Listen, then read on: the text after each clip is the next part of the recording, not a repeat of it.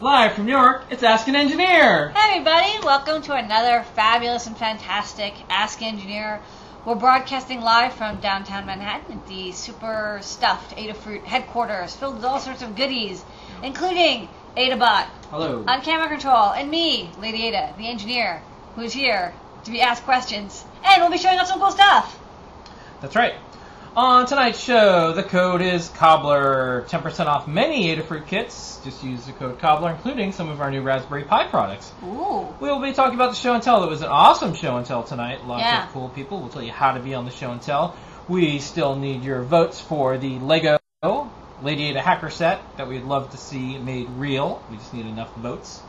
We have some news this week. We are sponsoring the Ada Initiative, Ada Camp. We got mailbag. We've got a fun project from Becky Stern. She just got back from Google I.O. On secret assignment. On secret assignment. We have an article from John Janier that we're going to talk about. We've got new badges with requirement docs that Out in Kemp, a real-life school teacher, has put together all for the Adafruit Academy. I think you say like real-life school teacher as if like, it's like we caught him in the wild, tagged him, And we released him back in the wild. Bred him in captivity. I mean, That's right. We weigh him and tag him and track him. We have some new site updates. In fact, tonight is kind of a It's big... exciting. It's a big deal. We don't have as many new products, but we have a lot of new websites. So, new Adafruit site search. New tutorial system with a bunch of new tutorials that you're absolutely going to like. It's going to take a while to get through them, but we will. And then we have this little cloud guy. We're trying to figure out a way to name the Internet of Things in a fun way. We've got pie plates. That's right. We are able to finally ship a lot of cool accessories for the Raspberry Pi, and we will be able to talk to you about not only the Pi plate, but the Pi cobbler, and a bunch of other fun stuff. We're going to answer your questions. We're going to have a trivia question. We're going to have a cat. Meow. Meow, meow, meow. It's meowing right now. You can't hear that. All that and more on Ask an Engineer.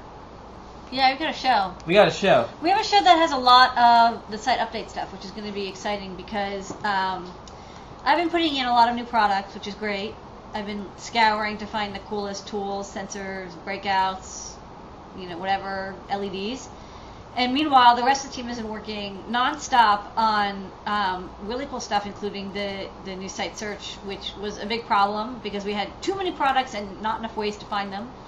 And then the tutorial system, which is kind of the thing that we wanted to do this summer, was basically do a tutorial system that didn't suck.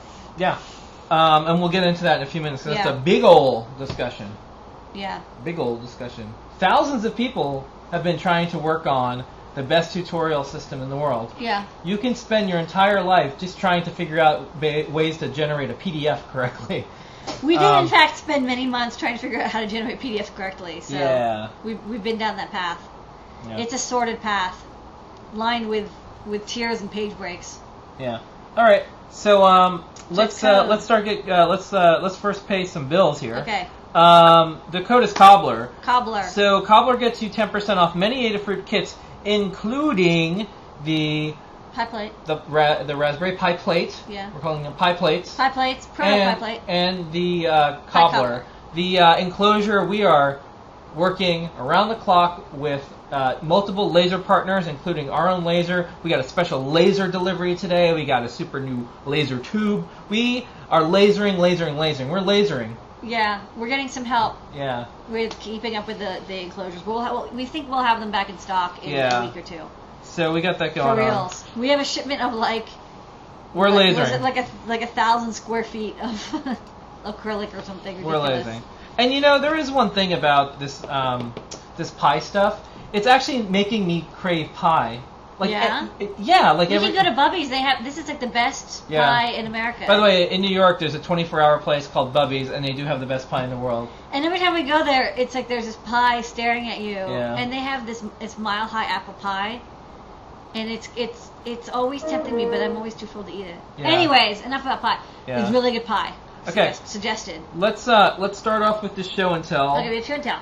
We had 4 people. Yeah, we had 4 people. First up was James W. coming back for a second appearance. He did the.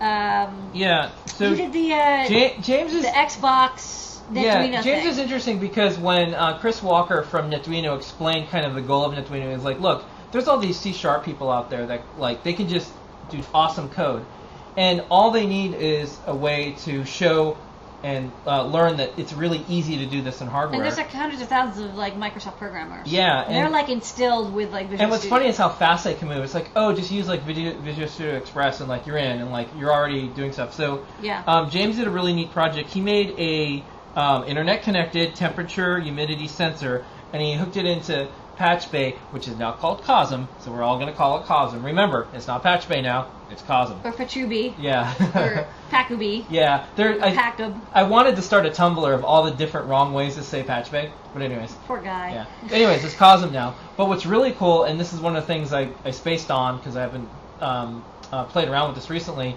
but Cosm has triggers. So you can actually do something based on data thresholds. That's really big now, though. Like with if then that sort of stuff. Like it's what's interesting is like we've actually gotten past the like I want to send stuff. Like for like 10 years, it was a big deal to have like a mesh network with sensor data. That was like all anybody wanted. There's like I just want like a wireless mesh internet connected sensor network. And now people are like that's not good enough for me anymore.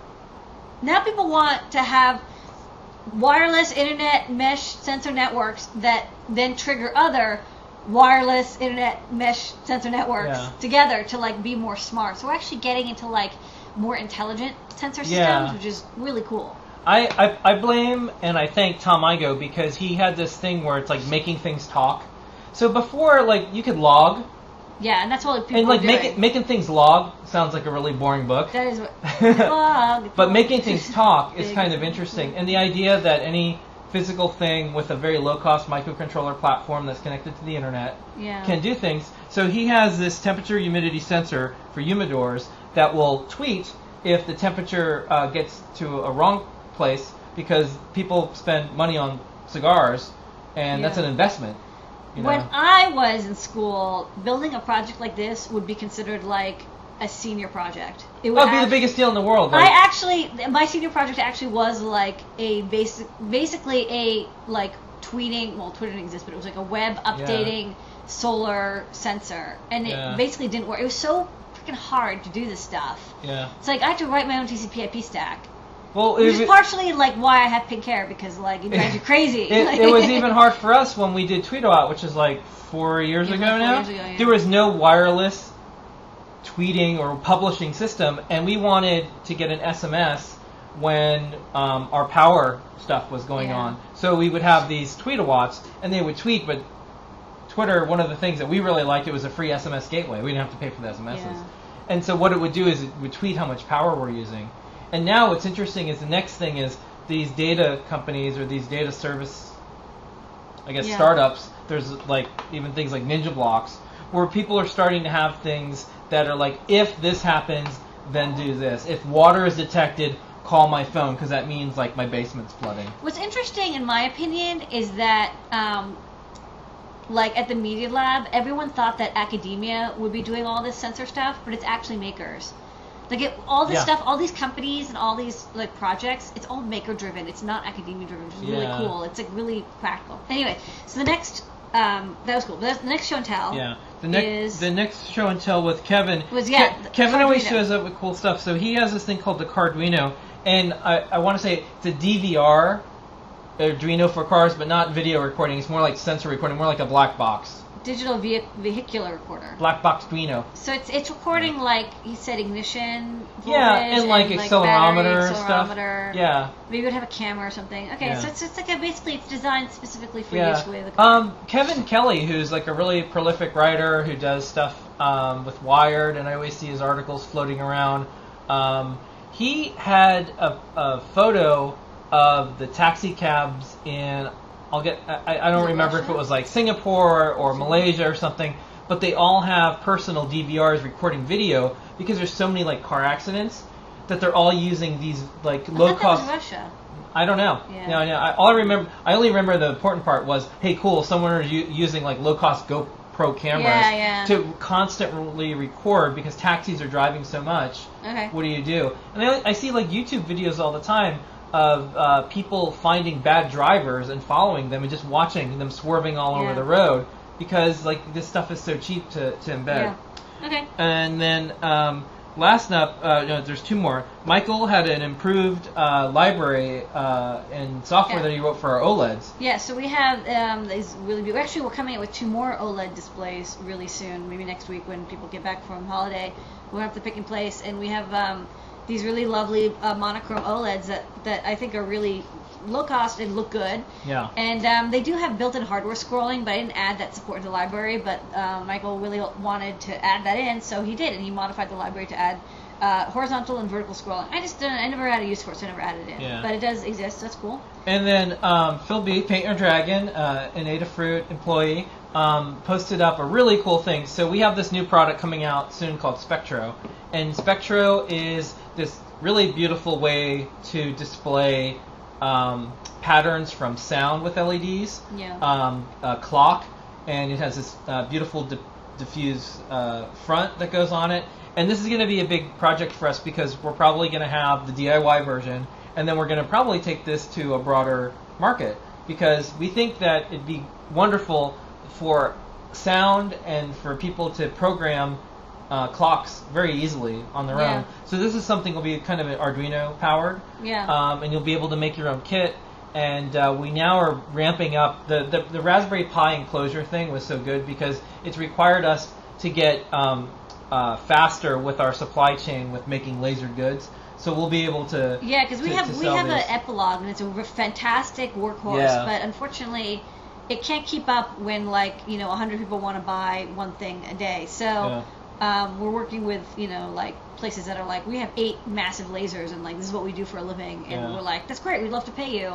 So we can stick to the prototyping and low scale design. Yeah, we're gonna release this soon, and I'm gonna throw out a bounty because Phil was emailing with us, and I've talked to John Janier about this, and we struggle with this a little bit at Adafruit. So filming really bright, beautiful LEDs, doing lots of stuff is really hard. There's all sorts of filters you can put on the cameras and everything, but it's really hard. So my bounty is if someone out there is willing to write the definitive article on how to video and photograph LEDs, and not just turning off the lights, but have a human next to it so you can demo it.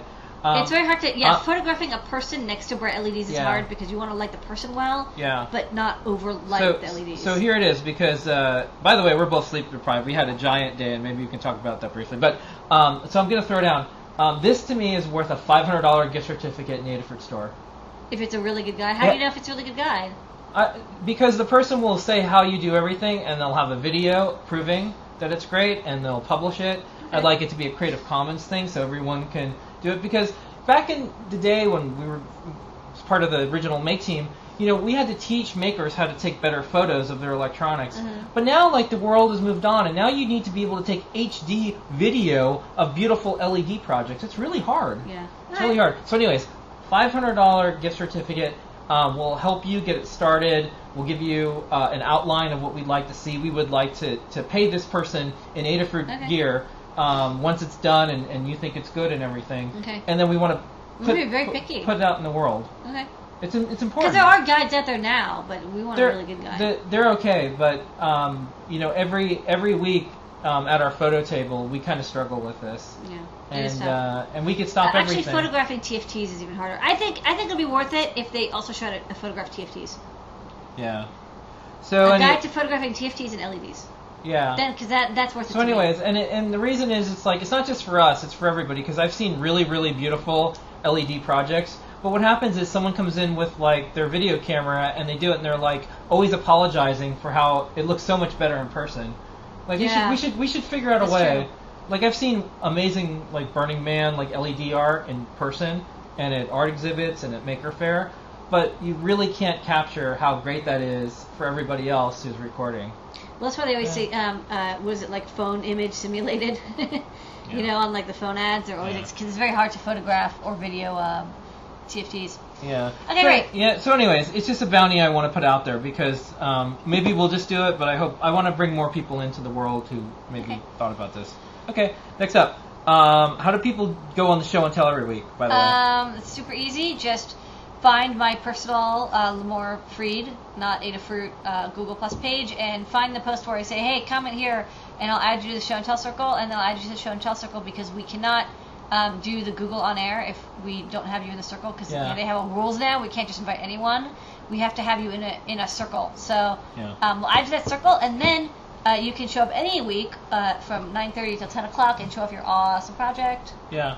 And then pretty soon, if you're on the show and tell and you say something cool, and I'm willing to do this retroactively because that's how we roll, we're going to have these stickers or badges that says "As Seen" on show and I like tell. this one. Because this is the one that the community voted on Google Plus and on our site. And the reason we're doing this is because on Twitter and we're getting emails that people now, when they show their project, someone says, "Oh, I saw that on the show and tell." So I want to give them a sticker or something cool like that. That's cool. And the good news is Google is pretty liberal about how you can use their logo. So although this It's not really their logo. but it is it's based on their Hangout logo. Okay. They let you use the Arduino logo. You can actually, the Android logo. Yeah. Pretty much however you want. That's true. They actually say that. They're Yeah. like, pretty much do whatever you want with it. With the Google Plus stuff, I'm pretty sure they're going to be okay. So we send an email to all of our Google contacts, and as soon as they say like, "Oh yeah, this is cool," we're going to give away stickers or badges. Yeah. That way, when you do a cool project and show it on the show and tell, you'll get this. So that's coming soon. It's not a do not out. It's not out yet. Don't ask. It's just a thing. Yeah. We're working on it. Okay.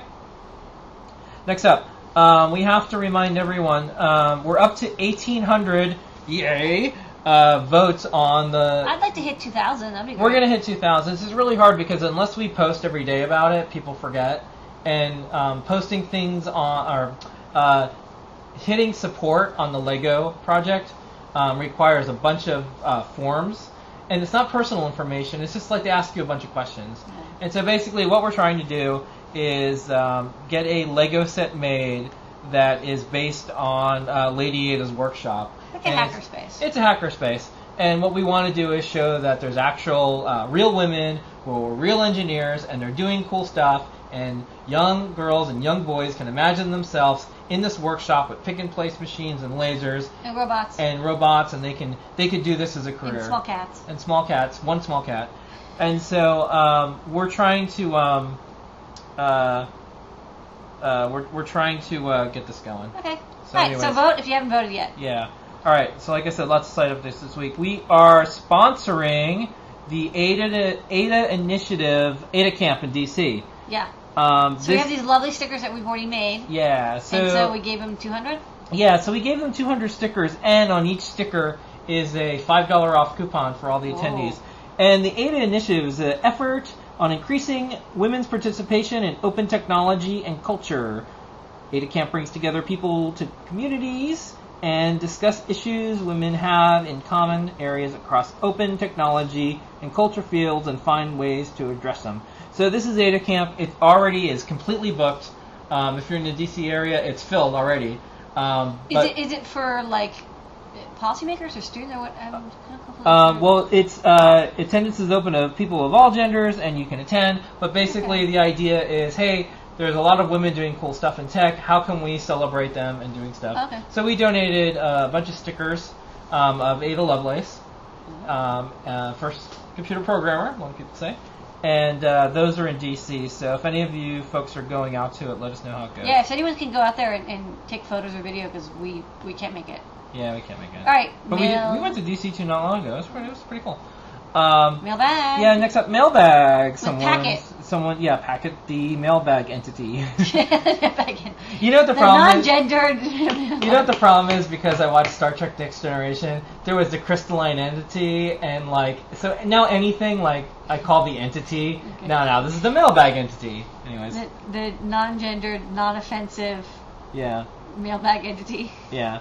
Packet. So this one, we try to read a mailbag each week, Okay. and these are letters that people send us. I just love receiving things from you guys only a few days after ordering. I can't wait till this evening to assemble it. You do a great job in open hardware with the popularization of electronics. I hope that by shopping, I can support you. Thank you so much. Yay! Very nice. It's very nice of you. That's cool. It's really important that we see the the thing is, like, I don't get to see all of the emails that we get into the support. Yeah. So I kind of like that. Yeah, we have a support team behind the scenes, and one of the problems is there's lots of thank you letters, but the rest of the team doesn't see it. So now we have a special category on Mailbag, and I send a note to everybody, and I'm like, hey, look at all the stuff that's going on. I think we have all a right. thing and a thing. Yeah, all right. Next up, Becky Stern is on special assignment this week. Okay. And by special assignment, I mean she was here all day, and she's back home. But last week. She's in the chat right now. And last week she was at Google I/O. She did this really cool project. That was a joystick. She parachuted. No, wait. Yeah. She actually did this really neat thing with the Madagascar group. Yeah. And they built these riding bulls. So we have a video we're going to show.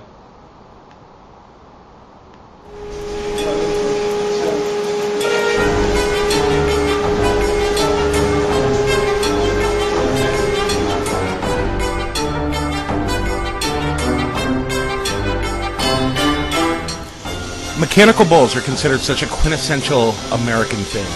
But when you look at them more closely, it's one person, and you're competing against yourself, or you're competing against time. That sounds kind of existential, and maybe even French. This is America. You need to have a winner, and more importantly, you need to have a loser.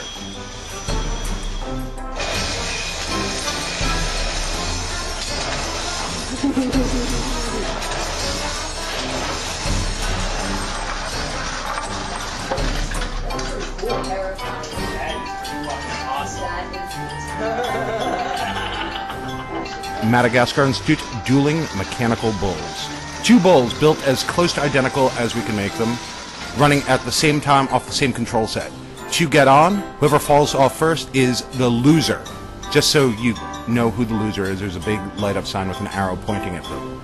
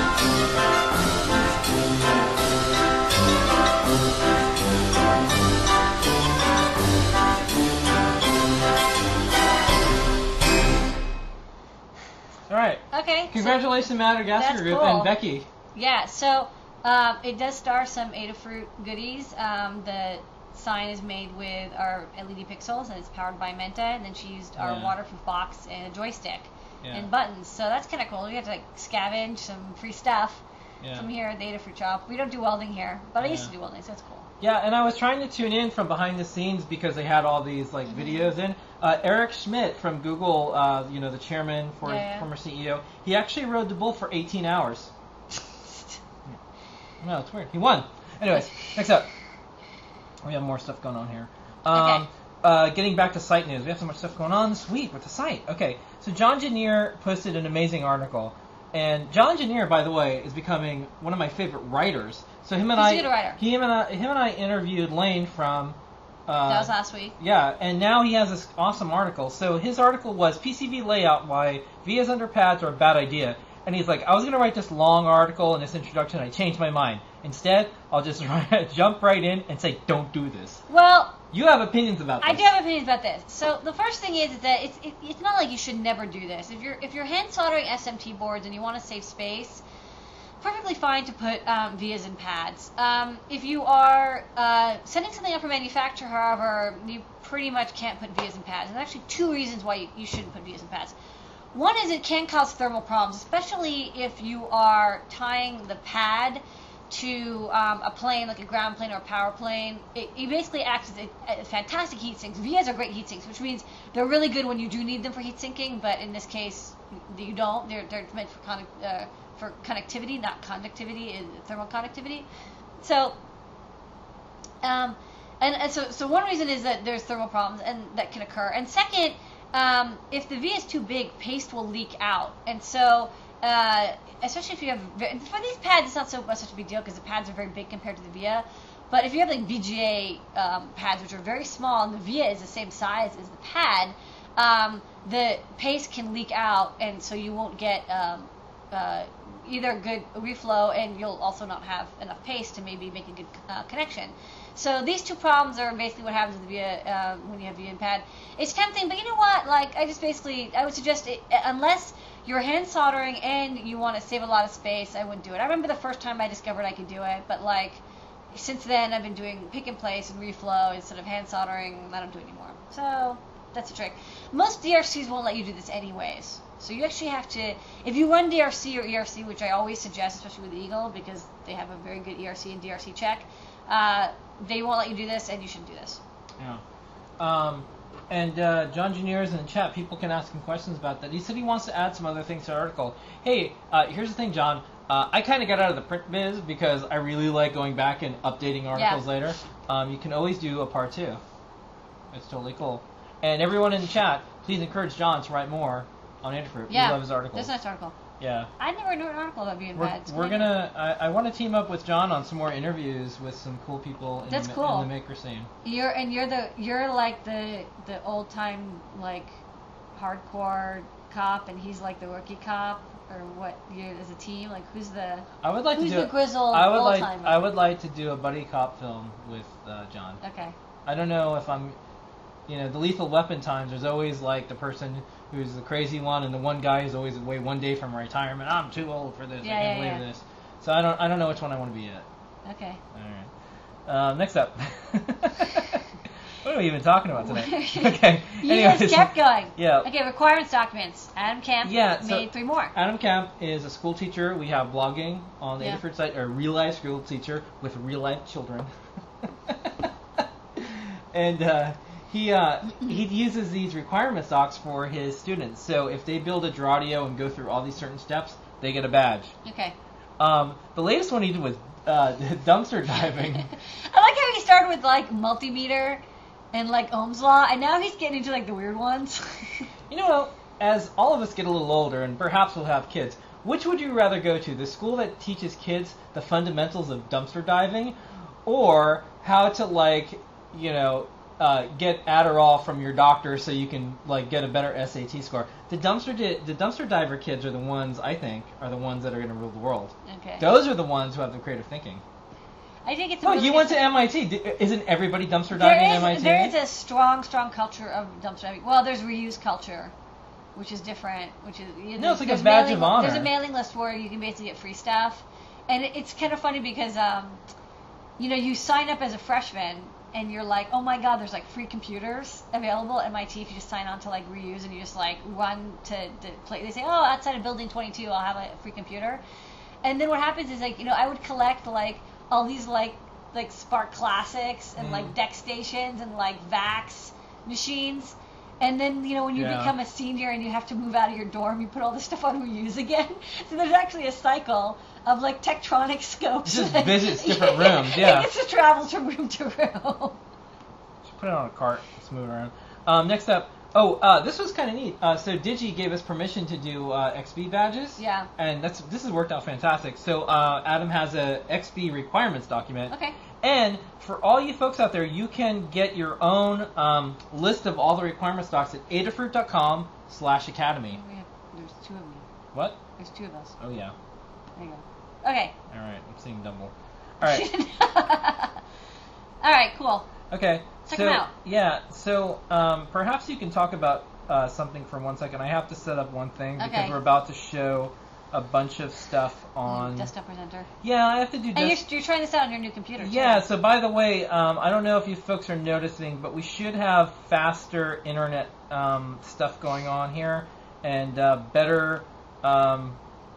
Wait, what? Is it okay? What's going on? It wants me to install software already. Boy. I don't know if this is gonna work, folks. I'm gonna try to do this. But you got the new fast Retina MacBook. Yeah, we've got the fastest Mac right now because I need to consolidate like one computer that can kind of do everything. Well, the cool thing is that you always upgrade the video computer, and then people at Adafruit get the leftover.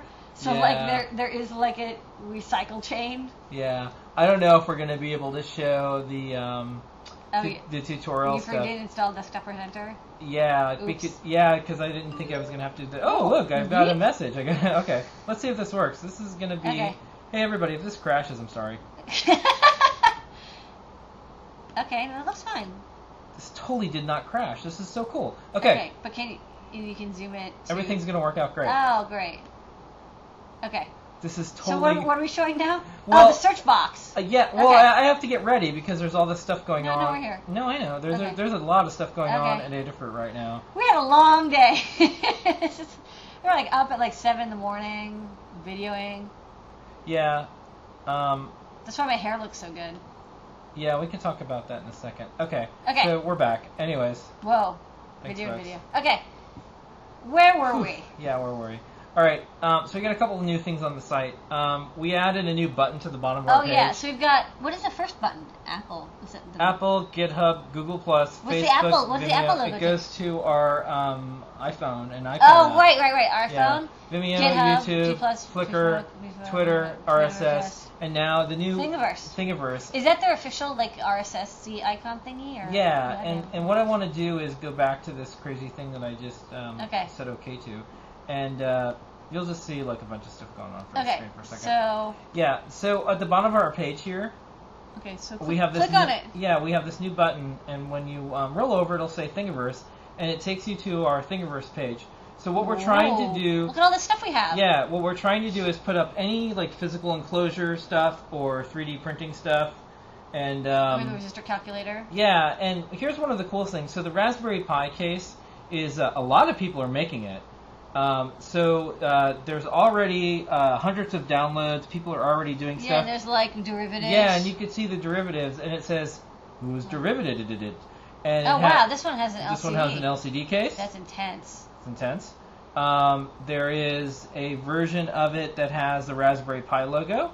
If you're into that. Yeah, we didn't want to use their logo. Yeah, not sure we could. Yeah, no. Well, for individuals, they really don't care. But like we're not. We got permission to make badges, but we're not going to use their logo. Let's see the second look derivative. At this one. Okay, that's another one with the logo. Yeah, people really like the logo. They like the logo. Okay. And then I would have wanted to put the logo on, but because it's their logo and I didn't know their trademark and I didn't want to step on their toes. Yeah. We didn't. So here's all the derivatives are beautiful. Here's a green one. You can see. So they have like little venti holes. Yeah. Okay.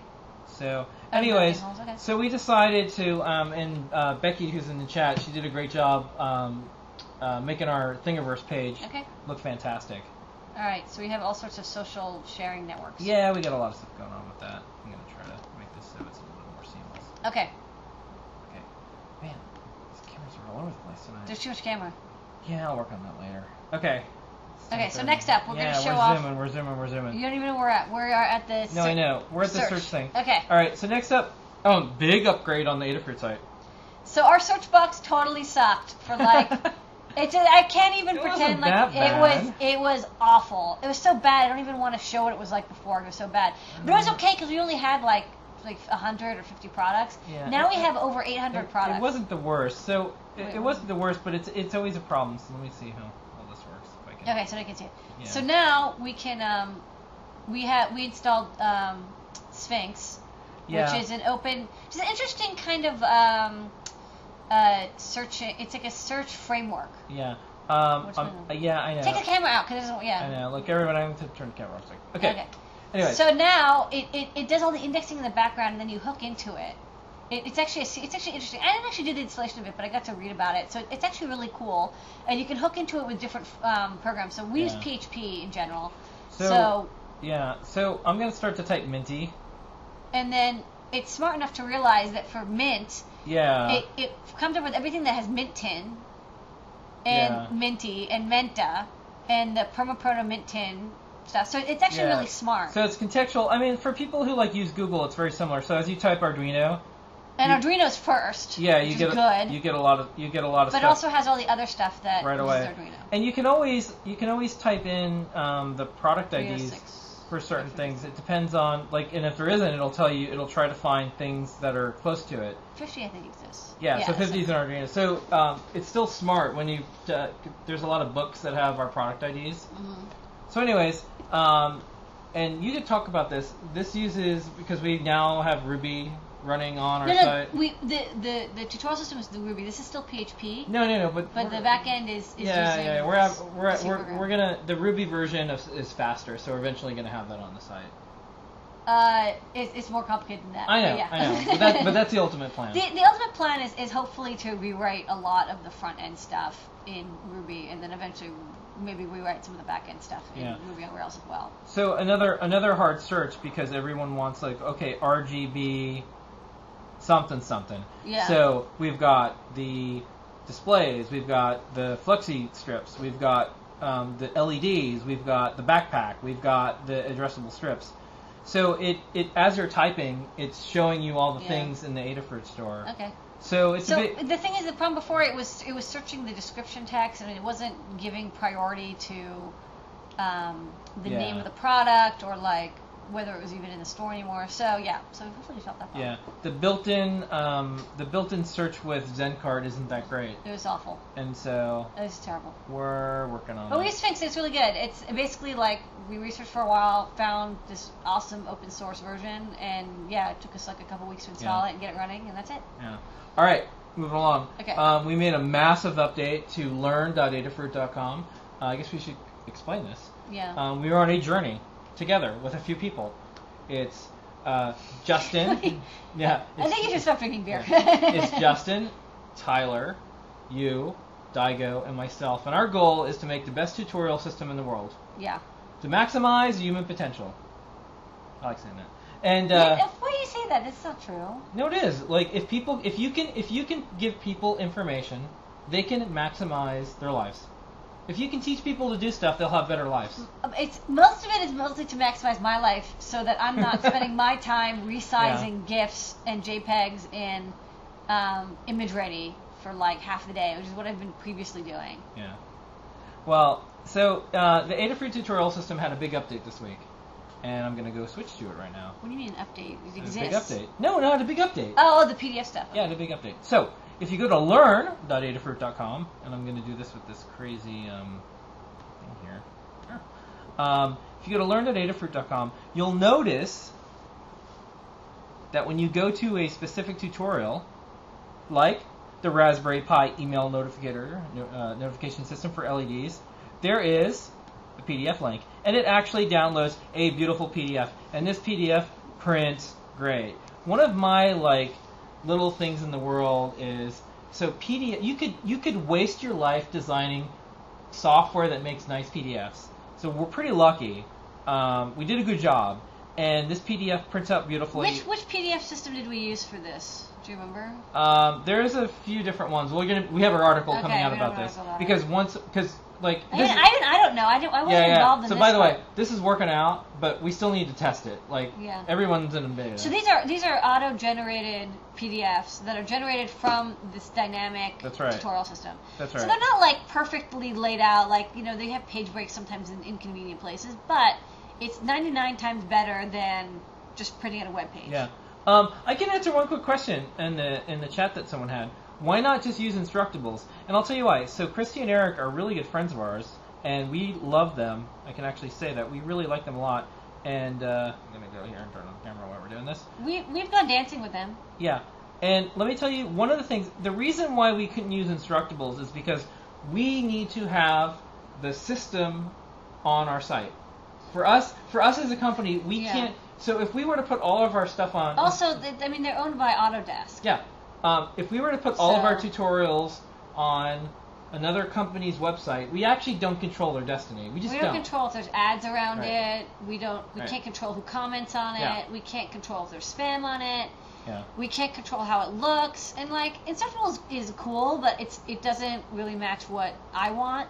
And I've used Instructables, and I won like every tutorial contest Instructables had for like a year. Yeah. When they first came out, I was doing the best tutorials on Instructables, but it's just not what I need in a tutorial system. Let me just throw up some random stuff here, because we're actually running late on time now. Let me throw up some random stuff. And you can play this back one day, everyone. Adafruit will never have ads on our tutorials. We will never have ads on our tutorials. We'll have links to our own products. That's not an ad. We will never have ads on our tutorials. Yeah. We just won't. That's one thing. Yeah. Because once you have another company with your content, the whole goal is to put ads around it. Right. There's nothing wrong with that. That's just not what we want to do. That's number one. Number two. The PDF won't have ads either. Yeah, PDF won't have. No, we don't have ads on Adafruit. Yeah. And number two, and here's the biggest one. Guess what, folks?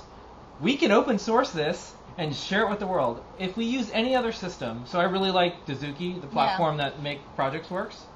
We can no matter what, we can never open source the system that runs our tutorial system. We actually can't give the world the ability to have the WordPress of tutorials. Okay, let me give some examples. For example, we always have code examples in our tutorials for Arduino and like even Raspberry Pi. And if you look at the code box, oh wait, sorry, it was not this. It was the Raspberry Pi email notifier.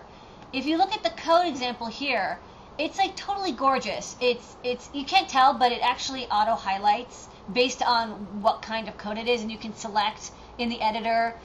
There's line numbers. We have this eventually going to be tied in with GitHub gists so that we can have revisions of it.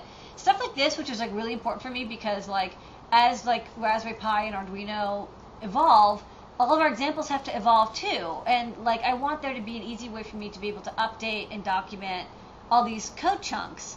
And this is something that's like really hard to do in Instructables and is impossible to do in Dazuki. Dazuki does not do code sample elements. They just don't have that. And so these little things, which like for me are like killer, because if I can't easily embed like half a dozen little code chunks, it's going to be very difficult for me to have people like copy and paste and follow my instructions. And like all of my tutorials here have code chunks in them. So like when we tried to use Dazuki, we tried to use Instructables, these are things that like kind of kicked our ass. Like we said, well, it would be really great if you had this, and they're like, well, like nobody else wants it, only you do, and so we're not going to really add it. Yeah. So, like there's half a dozen off the top of my head elements like this, stuff that I really wanted to have in our tutorial system that we just couldn't do. Like having videos wherever we wanted. Dazuki doesn't let you have videos wherever you want. Being able to embed videos from like YouTube or Vimeo or Flickr or wherever, like it's like something that we can do very easily, but is really hard for if you're using somebody else's system. They just, why should they support all of our weird desires? They don't really want to. And I mean, the one biggest difference that I can say between what we're working on and whatever anyone else will ever work on, we only have one customer, you. You're the customer. Like you make the most electronic tutorials in the world, and we're building the system for you. Yeah. So that's a big difference. So that I think I did a pretty good overview of what's going on. We have a bunch of new tutorials. The latest, one of the latest ones, the Raspberry Pi. Yeah. Well, do you want to talk about this now? We'll blow through these pretty quick. But Another really cool thing is like so click on the images. We have like the asset management I really like. Yeah. Look. So everything is licensed. It's and Creative Commons. You can change the owners, and then you upload a large image, and it will like resize it for you. Because before, when I did tutorials, I did it with Dreamweaver, and so I'd have to do thumbnails of every image, and it just took freaking ever. Yeah. And now I can just like upload the images all at once using like the Rails uploader, and it will resize them, and they're always resized beautifully using image magic, and they look fantastic, and like I don't ever have to worry about the images looking crummy. Yeah. Just like a big pet peeve of mine. Okay. One last little bit of site news update. Okay. So I've been struggling for like 2 years to try to come up with an icon that described Internet of Things. sounds like, oh, well, you know, why don't you just have the internet with a bunch of things? Well, that's kind of a hard thing to illustrate, and maybe shrink it down to 2 inches by 2 inches for a badger sticker. So I have this. This is I worked on with Bruce, our designer. He did a fantastic job, and I wanted a name for it. Right now, the leading contender is Nimbus. Okay. So do we still have it for vote on Google Plus or what's? I mean, like, it's not a vote. It was like a comment. Yeah, thread. it's just like, hey, what do you think? So a lot of people, you know, in the chat can kind of, yeah, it does have a little bit of a Mr. Hanky thing going on. I know. What? So it's a funny thing. Anyways, so let's move on to the new products. We've got we really blew through this tonight. You want to do the code first? Yeah, we're gonna do the code first. Okay, the code's Cobbler. Cobbler, 10% off many things, including things that you're about to see. All right. New products. This week's new products is really short. We have 2 because we only have 2, but they're like 2 really good ones. So it's like I think that's worth it. Yeah. All right. It's like 2 entrees. Right. So this is our new icon for our Raspberry Pi plates. Yeah. So okay. Doesn't it look tasty? All right. So the Raspberry Pi plate is finally out and shipping. Okay. And tell me what the Raspberry Pi plate does. Okay. So this is basically a prototyping plate for the Raspberry Pi, and I thought about everything I've learned from making shields for Arduino, and what people really liked about our prototyping shields, and I basically combined this into like a really awesome shield for, well, it's not a shield, it's a plate for, whoa, it's really dark. Is there any way we can? Yeah, why don't you keep talking? I'll get a light. Yeah, because it's hard to see the text. I can show it off in general. So it fits on top of this Raspberry Pi, and you can see there are GPIO headers right here. And these break out like I2C and SPI and serial TTL, and like I think there's 8 GPIO pins that are like, one of them does PWM, but they're pretty much just like GPIO. Okay, great. We get some light. That's awesome. Thank you. Yeah. It was just really dark here. All I've been doing today is moving around giant lights for filming. Anyways. Okay, so so there's this row of headers here, so for the GPIO, and so I wanted to break those out because as they were, they're just like a dual male header. So this is a PCB that fits on top. It comes as a kit, and eventually we might end up having it assembled. We have a super tall female header so that it goes above this really tall USB double connector. And then we have a bumper that comes with the kit, so it sits on top of the Ethernet jack. And that actually gives it a fair amount of support. I mean, it's not as nice as like the BeagleBone, which has like 2 double rows of header. It's still pretty good. So it breaks out all the pins in 2 ways. One, we have these 0.1 inch breakouts, which I put female headers in, so you can like, you know, put wires in for quick wiring, or you can just solder to them, and they're labeled, so you can kind of see. And in the pictures on the product, it's much easier to see the SPI pins, power pins, I2C, SPI, GPIO. And then we also broke out the pins into these terminal blocks, and the terminal blocks are all labeled. Maybe I'll actually show it over here because it's a little easier to see. So we have the terminal blocks, and then I gave myself a little bit of space to label them, so as you're opening up the terminal blocks and shoving your wires in, you can see what it is you're connecting to. And then there's a prototyping area, and there's 2 kinds. There's the perf kind, and these are just like bare holes, and you can you know, use a lot of solder to bridge them. And then there's a breadboard style area over here. And I also kind of sized it up so that you can fit a half-size breadboard here and use jumper wires. And we have a really good image of this, actually. This one, yeah, just show the image of the breadboard. So you can use this for solderless prototyping. You can use like double-sided sticky tape or like any kind of like gum to stick the breadboard on top, and then you can connect to the female sockets that you soldered in, and so you can do like really quick, like on top of prototyping, which is one of the things I thought was really cool about Arduino shields, is that you can do prototyping on top. And then in the bottom corner and sort of the left corner down there, there's 4 more terminal blocks. These are free terminal blocks, so you can use them for any kind of wiring, and they're broken out into pins right next to them. So I thought this was a really good like general purpose prototyping plate. Oh, there's also an SOIC breakout all the way to the left. You can see you can connect a surface mount pin, because we had to put something there, but I didn't want to put a perf board right above the Ethernet connector. Just a general question. Yeah. And this is more on the MakerBiz side. So we're ordering thousands of these PCBs. When someone orders thousands of PCBs of this size, what is a good price that they should kind of be in the range, by the way? $2. Yeah. Okay. It depends on, like, we like to go with the blue mask and the gold plate, and this is single-sided silkscreen, but it does depend a little bit on how many holes there are. This does unfortunately have a lot of holes in it, and some places will say, hey, there's so many, the drilling takes so long, we actually charge you more. Yeah. So we do have you should just shop around, but a couple bucks is, I think, what is a fair amount. Yeah. And someone wants to know if they can do Arduino stuff on the Pi. In our show and tell, which will be posted probably within an hour, Kevin was working on the Ala mode, and that'll probably allow you to do more Arduino-like stuff. You can actually just plug in Arduino direct. I mean, like, you can run the IDE on a Raspberry Pi and use it as a computer and connect an Arduino to a USB port. It works fine. Just use a USB hub. And I guess one last thing is, you're going to see the market flooded with a lot of really cheap, crappy Raspberry Pi stuff that are made just to be low cost. We spend a lot of time making sure it's high quality, because a lot of people who are buying Raspberry Pis are getting this and they've never soldered before. They've never done any type of electronics before, and we spend a lot of time on our boards. So when you get out there, if you're shopping for a deal and like if it's like 50 cents or $1, like you're kind of gonna get what you pay for. So like just be careful. Yeah. Like we price this pretty good. I mean, the terminal blocks are what makes it expensive, and the special extra tall header. But I think it's worth it. I think this is good. I decided not to go with having a power regulator or level shifters on here. I wanted to go with a straight, breakout type of prototyping plate.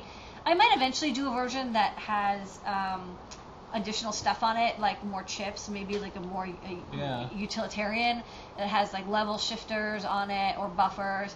But I kind of decided, like, if I can't have this for less than $20, like, people are going to want to buy it, because if you're buying the computer itself for like $35, having a plate, even if it has like all this protection circuitry and extra regulators and whatever, and like now it's almost the same price as the computer, I just thought that people would kind of be disappointed by that. So I wanted to stick with something simple to start. All right, and next up, our new kind of product offering is called the Pi Cobbler. So you can cobble together many projects. The Pi Cobbler. That's what it is. So this is a kind of... Whoa, what is going on with you and these cameras? You're out of control today. I know, these cameras are out. Okay, you're out of control. So this is a different approach, because I was thinking about... when people do prototyping with an Arduino, there's two ways that they do it. One is that they use like a proto plate, right? And then you put the proto shield on top, and then you wire everything together. Another thing people do is they just stick wires or breadboarding wires or whatever into the sockets on the side, and they use a half-size breadboard, full-size breadboard. And the problem with, I was thinking about doing this with the Pi, and so I thought, we have these female-to-male jumper cables, and I thought, like, we could use those, and then you could plug them into the male header on the Pi, and then you could just plug this into a breadboard, and that would be like the cheapest and simplest and fastest way to use a breadboard. But the problem is that there's 26 pins, and like the chances of people making a mistake and there's a lot of ground and power pins. Like they say do not connect, but they're actually connected to like ground or power. If you make a mistake, I think it's kind of like likely that you'll have problems, because there's like you have to count and they're not labeled, and like only pin 1 is marked, and so we're like that's like, it's possible for like people who are like really hardcore and willing to like sit there and count, like, okay, down 12 and over 1 or whatever. But we wanted to make something that allowed you to use like a basic IDC cable, which is a low cost and easily available cable with a breadboard. And so I think maybe Phil Burgess came up with this. I don't remember. Mm. But anyways, like one of us came up with it. And basically it's just an IDC connector, and it's broken out to the side so that you can fit it into a breadboard, and it's labeled in a loving way with, can you see in there? Or maybe on this picture it's more visible.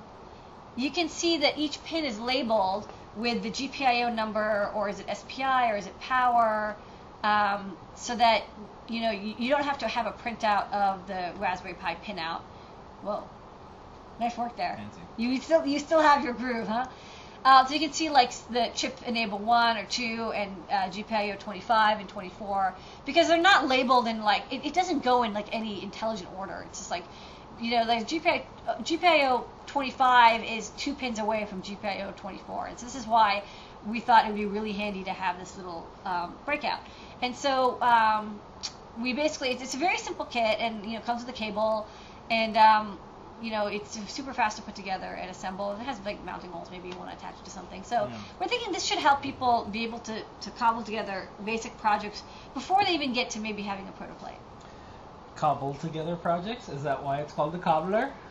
I think actually Burgess came up with the name cobbler, right? Yeah. Phil, Okay. Like Phil Burgess comes up with like something amazing like every other day. Yeah. So, he gets a cobbler naming credit.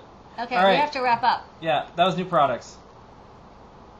It's like 11 o'clock already. Yeah, I told George we might be like 2 minutes late, but Well, you can get the cobblers out, but we'll have them back in stock on Tuesday.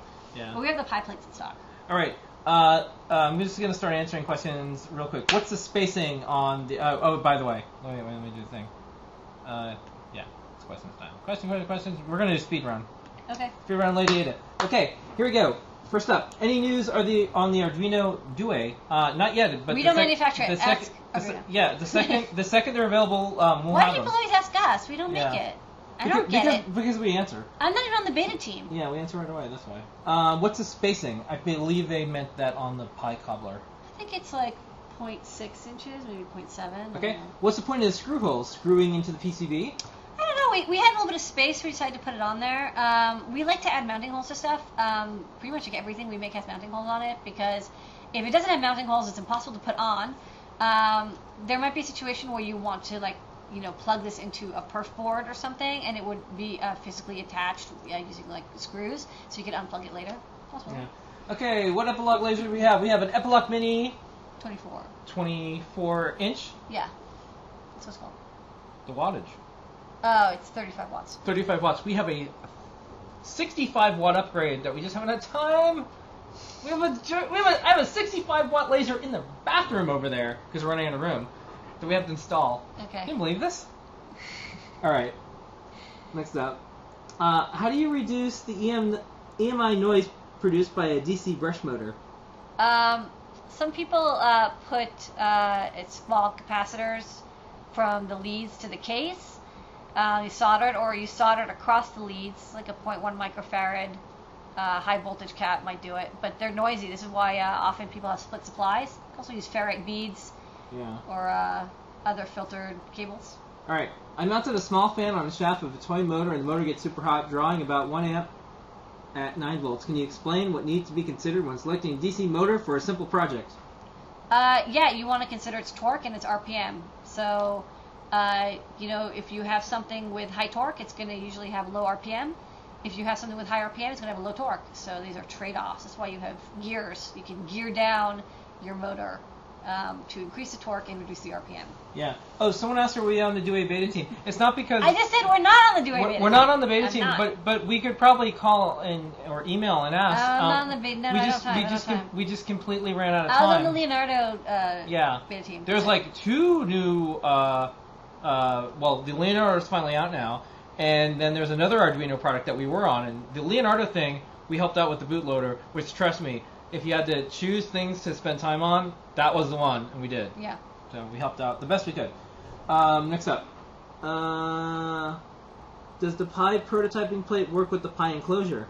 Yeah, it does. I just took it apart because I had to show the cobbler. Yeah. But basically, if you look at the photos, you can still get to the terminal screws. It sits so it's just like kind of flush with the case. Okay, next up.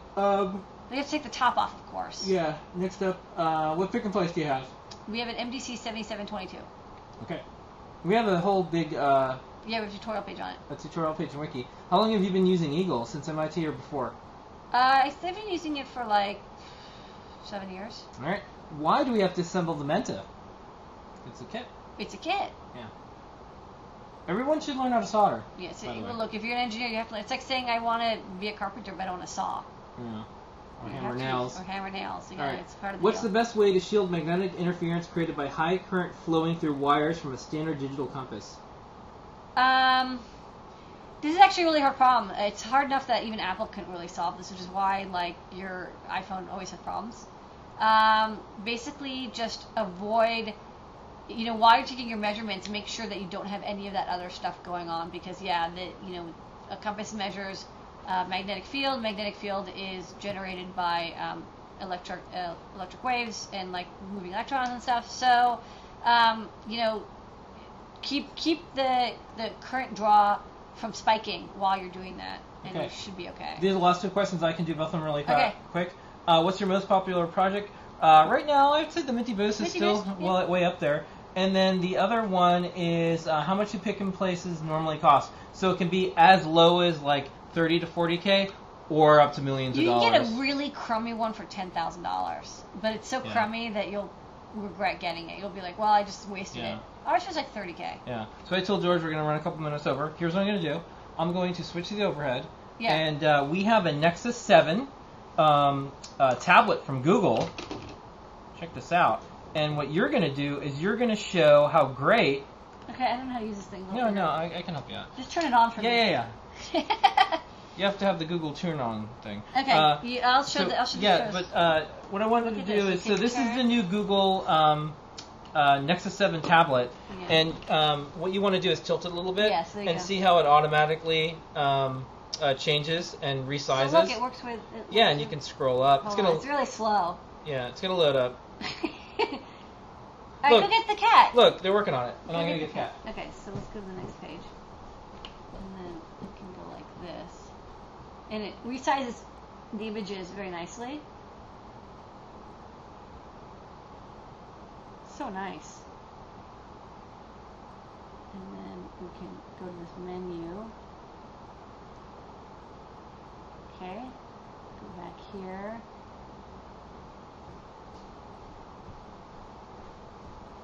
Okay. So, just real quick, we're making sure this works on a variety of mobile platforms, including Google's latest jelly beans, ice cream sandwiches, and tiramisu. I'm so hungry. And raspberry pies. Why is everything so tasty right now? There's a lot of food-based stuff. Oh, this is, it's so slow. They're working on it. It's beta. It's okay. Okay. Anyways.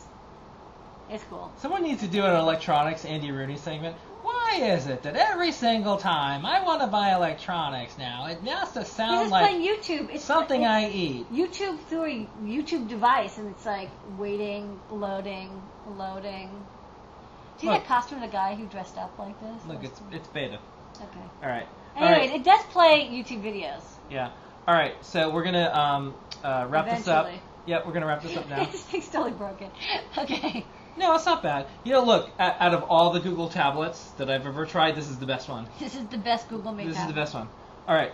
Let's and we want to make sure it works for all these things. We're equal. It does work. Equal tutorial believers. I don't know. Yeah. All right. So it's trivia question time. Okay. Leia, can you do the rules? The rules are, if you're a friend of ours and you know that because you hang out with us, you can't enter this contest. If you've won something from the Adafruit trivia question contest before, you can't enter again. So, like, sit on your hands, type into another window, go get yourself a beer, find your cat and pet it. I don't know, something like that. And then the prize tonight is, we have a mega prize, right? We have... Yeah, we're going to give away a bunch of Raspberry Pi stuff. You're going to get a cobbler, a pie plate, a pie case, and a 2 gig SD card. This is perfect if you have a... Raspberry Pi, or you're planning to get a Raspberry Pi. If you absolutely are never going to get a Raspberry Pi, this stuff is useless, so please don't enter this contest. Yeah, if you're on a waiting list for the Raspberry Pi, you'll probably get one soon. Yeah. Alright, so here comes the trivia question, ready? Yes. Alright. This person, right here, is known for a few things. The inventor of the programmable loom that did fabric. Oh, I know you this one. Yeah. And he played an important role in the development of the earliest programmable loom, and it played a very important role in the development of other programmable machines, such as computers. What do you need to say there? The full name, right? Yeah, you should try. The full name. You should try to do the full name of this person. Yeah. I used to sew, so I know. I was like, oh, I know exactly who it is. Yeah, can you do his full name? full name? Yeah. Well, the name of it was Jacquard Loom, so called or nicknamed Jacquard. So I think, to be fair, I think that this one. I think this one counts. Which one? The Joseph Marina Jacquard. I think Okay. that counts. Fourth DR, you got the full name. That's is pretty close. So Joseph Marie Jacquard. yeah. But it does sound like his last name was Charles. Yeah, that's what he was But maybe nicknamed. he was We're gonna take that as okay. So fourth DR, please email support@adafruit.com. Yeah.